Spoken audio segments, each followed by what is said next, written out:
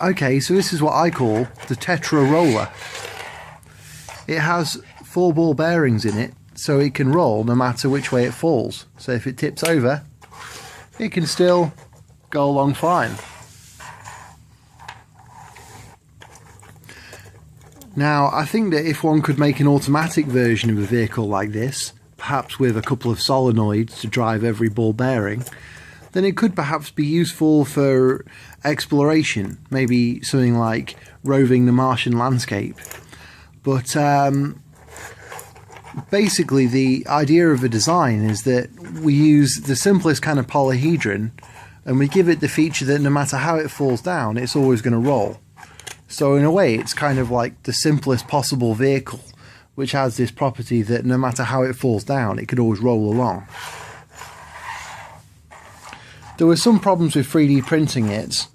One of the main ones is that on my 3D printer, which is practically medieval, like the quality isn't that good anyway, but also it has this thing where if you're trying to print a ball bearing, I mean obviously you have to print this in one part, the ball bearing should be captive, but when you're trying to print a ball bearing, as it pushes down on it, the ball bearing rocks from side to side in its socket. So you have to add an extra bit of plastic onto the design. That's what I did here, say. Which connects to the ball bearing and stops it rotating while printing, and you break it off later. The problem with that is that when you're finished, you end up with all these messy extra bits of plastic sticking out that you then have to get rid of later. So that's why this model looks a little bit messed up. So I'll put a 3D printable version on Thingiverse.